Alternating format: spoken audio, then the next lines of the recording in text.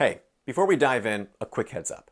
This series is called Validating the BPD Life, and that's exactly what it's here to do. Validate the experience of living with borderline personality disorder, hopefully making you feel a little less alone. That said, if you don't have BPD, there's still value here, especially if you've loved or currently love someone who does. But fair warning, we'll be talking about some heavy stuff. Self-harm, self-destructive behavior, hospitalizations, and a lot of emotional pain. You might feel grief, guilt, anger, rage, shame, or confusion while watching. And if you do, that makes sense. Don't judge yourself for feeling anything. Don't shame yourself for being triggered. Emotions show up for a reason, even if you don't know that reason right away. If it helps, try saying, "It makes sense I'd feel this way after everything I've been through." And if you've ever been hospitalized or felt like you were losing your mind, I wrote a book about my own experience at a psych ward, and you can grab it at the link right here. Or here. To be honest, I'm not sure where I'm going to put it, so I'm just going to say grab it. It supports the work I do and might help you feel a little less lonely on this journey. All right, without further delay and nothing more to say, buckle up, Buttercup. It is time to walk the middle path towards common humanity and a wise mind.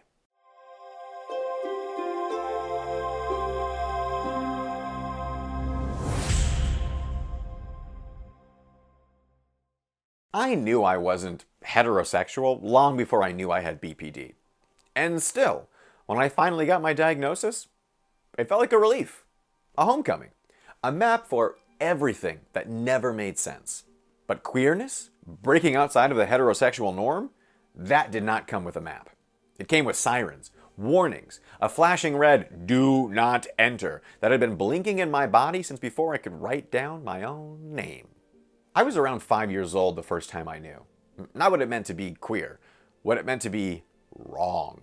I hadn't done anything. I hadn't kissed anyone. I simply felt something sweet in my body toward another boy. And I watched that feeling immediately get hunted down by shame. What's crazy is that it didn't take long, even while that young, that sensitive, because I already intuited the wrong sort of love could damn me. Here's what people get wrong when they talk about religious trauma. They think it's about rules, about dogma, about being told what not to do. For me, that's not necessarily the wound.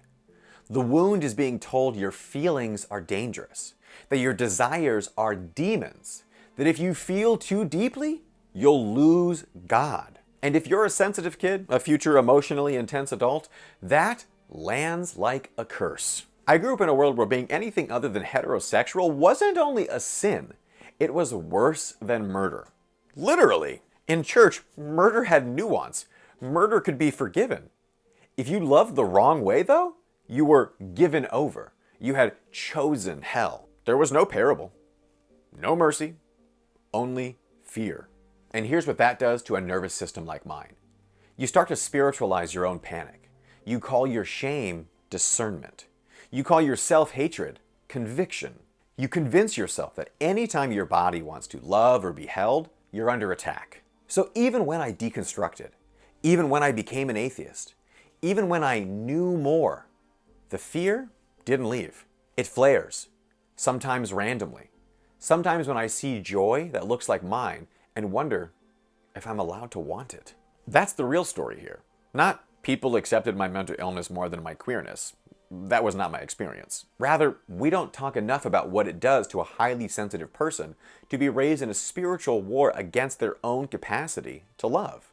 I was born tender, deep feeling, empathetic, emotionally reactive, and all of that became weaponized by doctrine. DBT taught me about the observing self, about naming a feeling without fusing to it, about radical acceptance.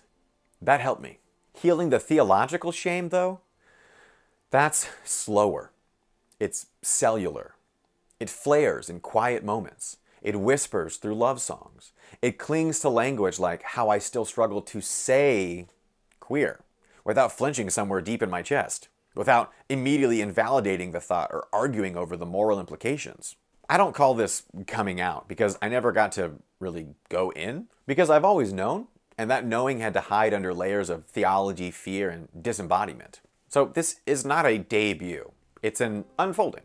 And honestly, I'm not even trying to land on a label here. I'm simply trying to stay with myself as I become more honest about the way I love and who I long for. So yes, I came out as queer, and I came out as mentally ill. Only one of those still lives in my body like a shadow.